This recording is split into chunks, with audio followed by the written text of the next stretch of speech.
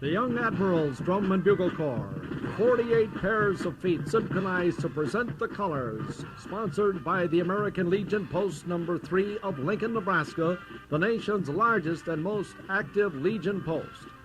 96 feet on the beat, with all the color and music set to pageantry, proudly representing the American Legion as its showcase to honor the flag and lead the parade. The young Admirals have grown from an ordinary group of teenage kids to a highly skilled organization of musicians and color guards.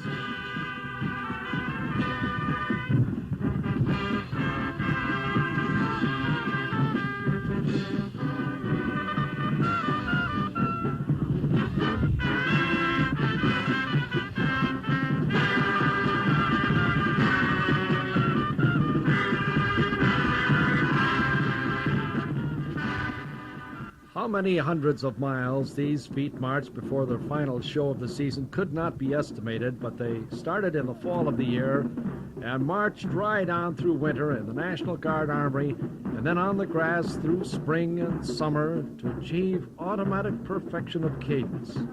This is the story of what it takes to make a band that's far above the ordinary marching band.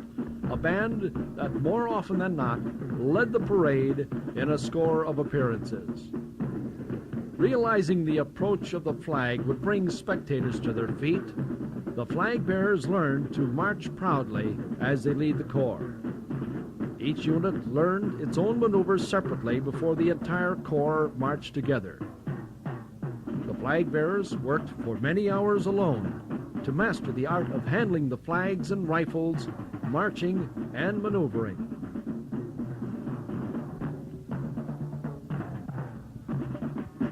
The flag bearers generally had a beat to march to. The drums weren't far off, working on their own problems.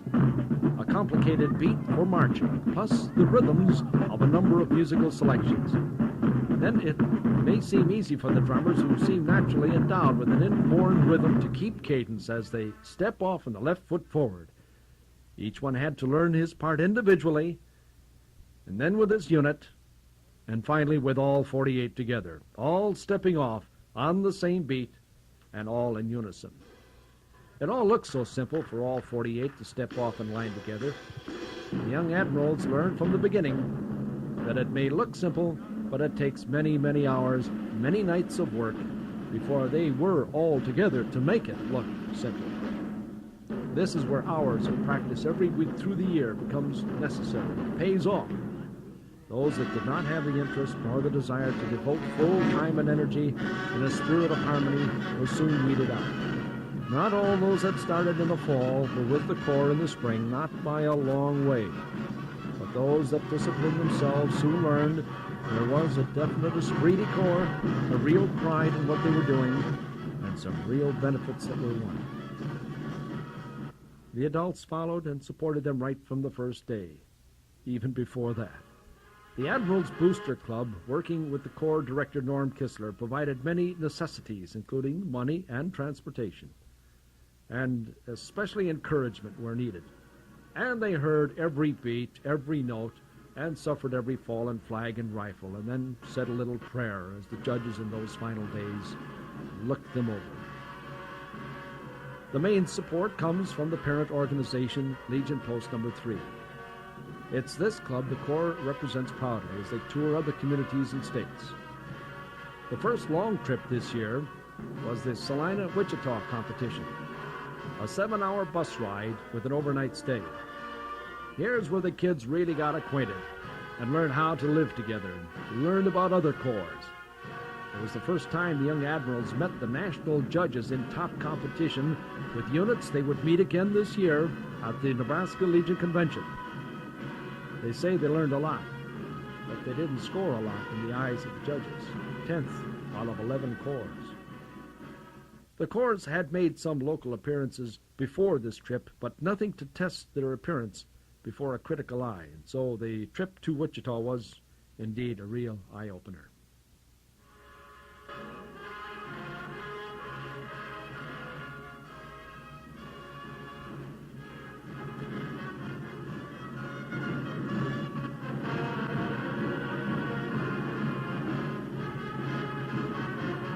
It all meant a great deal of planning, chaperones, overnight kit, and a change of clothes. And speaking of change, it also called for another handout from dear old Dad.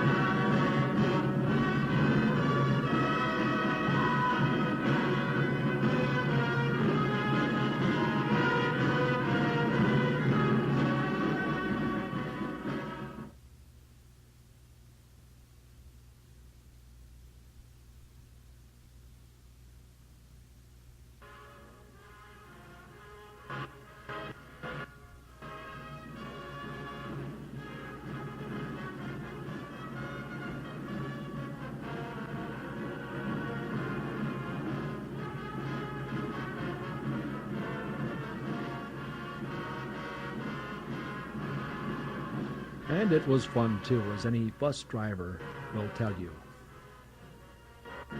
In full uniform, the Corps lines up for its first inspection under the National Drum and Bugle Corps competition rules. This is where you begin to sweat, wondering about the little things like shoelaces, that spot on your pant legs, and the lineup of instruments, flags, rifles, and drums. The inspectors seemed to take forever, walking slowly down the line with a critical eye, and if he jots a note on his infernal pad, you wonder. And then you try to catch his eye to see if the abominable no man is looking at you.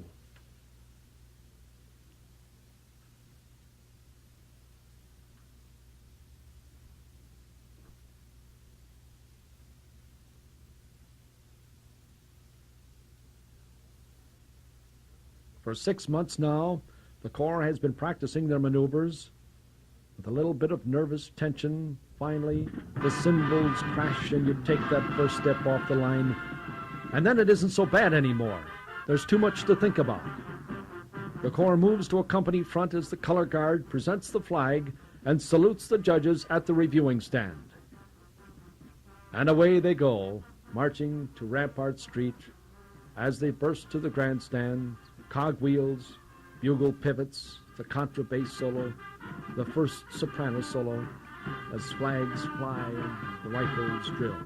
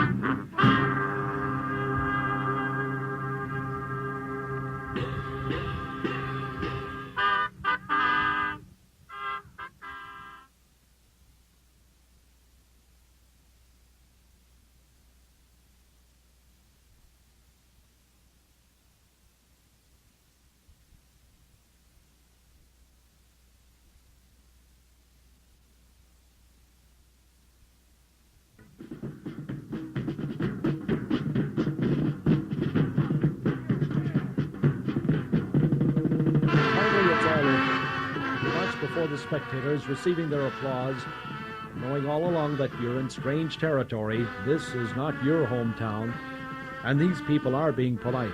But it's good to hear their applause. They really did appreciate your show and did admire your effort. But it's only the beginning, and there's much more to come.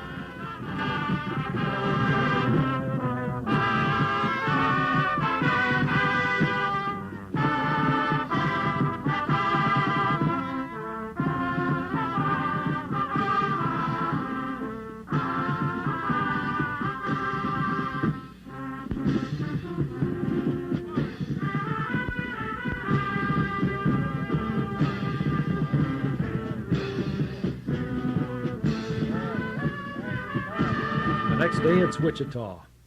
You've talked it over. You've had your mistakes pointed out. Remember a little more snap. Keep an eye on your squad line.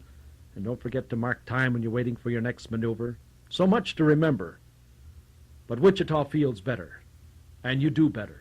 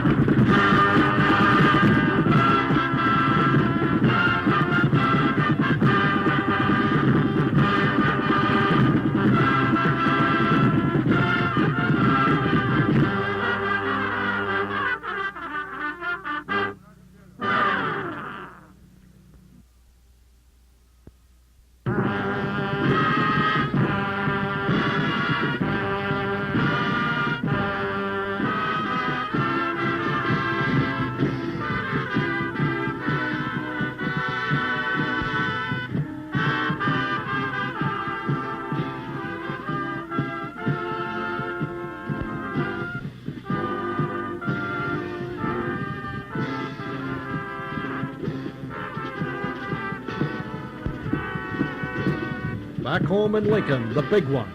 As far as you're concerned, this is what you've been working for. The annual American Legion Convention, the parade, a ceremony, and tonight it'll be drums across the prairies with competitors from 4 states. But this is one time when the young Admirals must yield to their senior partners. The York Drum and Bugle Corps, a senior unit, leads the colors after the dignitaries. It's a fun parade, with everyone in on the act, although it still does have a military flavor.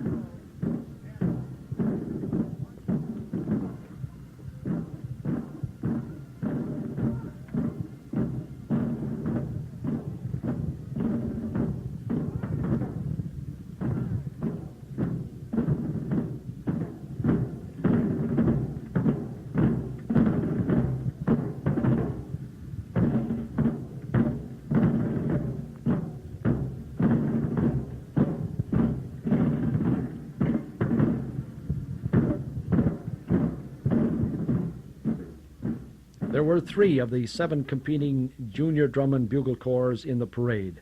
The Crimson Cadets of Norfolk were there.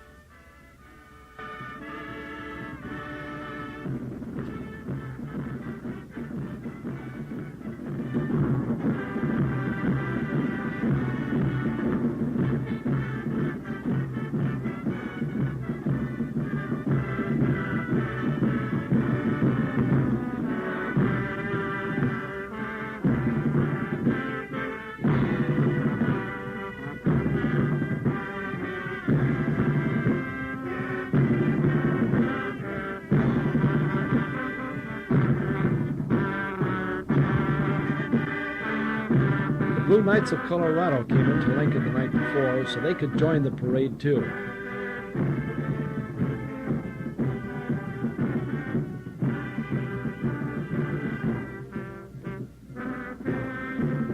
But Lincoln belonged belongs to the young Admirals, and it was a good feeling to march before the hometown fans.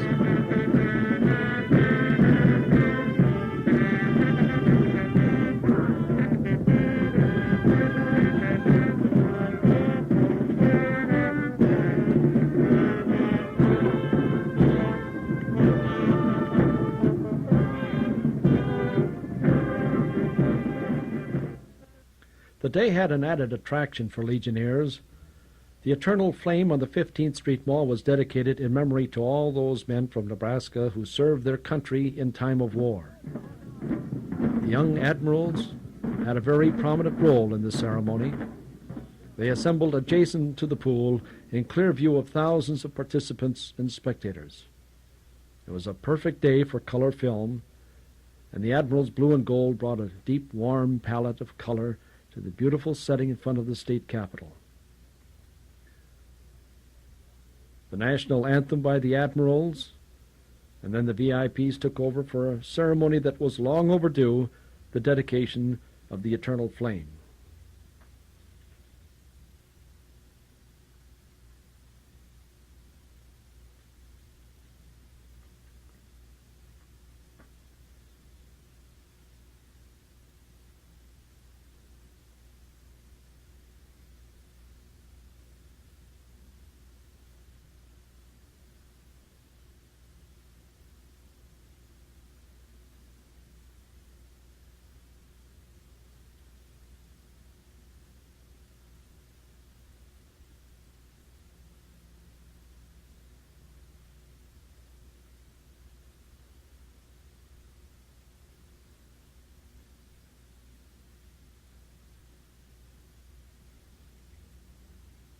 And then it was taps in closing tribute.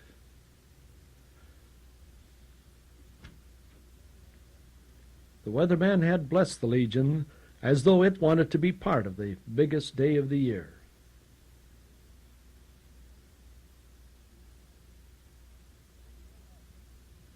For the young Admirals, it was a long, long day. There was a last-minute practice session to go over a change in the routine, and then a long wait in the evening while others performed.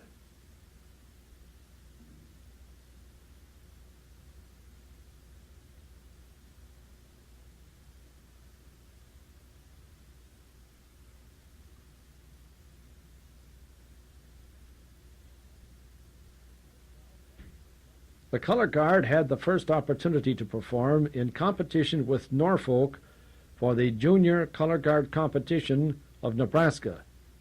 We came out second, but by a narrow margin.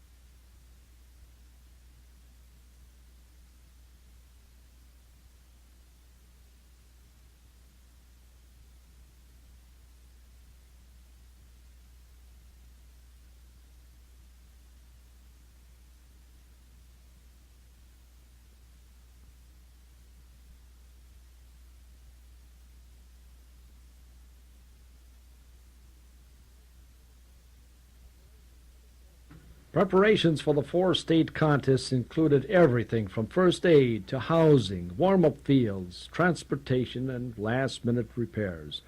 The influx of 500 teenagers competing for top honors brings on a barrel of headaches for the hosts. But the Legion conventioners apparently appreciated the show, judging from their enthusiastic recognition of all the corps and their efforts. In addition to the two Nebraska bands from Lincoln and Norfolk, there were bands from Enid, Oklahoma, the Denver area, Overland Park, Kansas, Salina, and Wichita. Another Denver corps was unable to make it because of the expenses involved in a long overnight trip.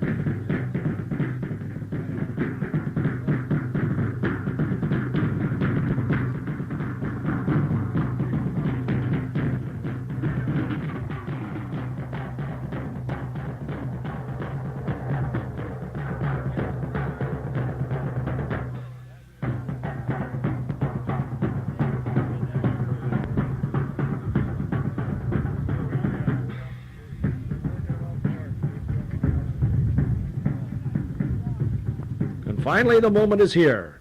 You're on the line, prepared to step off. No inspection this time because of the long day in uniform and the other events that demanded your appearance.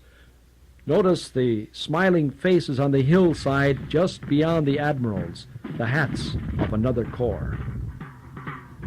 But here it is, the climax to a long, wonderful summer, a marvelous experience that had the crowds admiring your precision, your musical talent, the team effort that gave you the title, Nebraska's champion of junior drum and bugle corps. You were too busy at this time to think about the long summer, the many trips to perform for people who had never seen such a drill with all the color and pageantry. You had proudly presented the colors at Wilbur, Waverly, the Children's Zoo, Lancaster Manor, Gateway, the Soapbox Derby, twice at Beatrice, the Firemen's Parade, the State Fair, Memorial Day Parade, and the Salina and Wichita competitions. In addition, the Color Guards made several added appearances without the band. And now it's a 16-count solo, corps to a moving company front, bursting toward the grandstand with Rampart Street, bugle gate swing turns, a concert position, salute the judges and spectators, the battle hymn, cogwheels, bugles to an East Company front, the blue tango, pivots and solos, and the color guard drill. These are terms that were new to you a year ago, but now you're showing the audience what it's all about. And then it's Superstar with the concert position, and you could let it all out without waking the neighbors. And finally, the sound of music with bugles marching oblique, with drums and circles, and then you climb every mountain once again as you march off for the end of the season, with one more trip ahead, Chicago. But you'll never forget 1972 with the Admirals of Lincoln.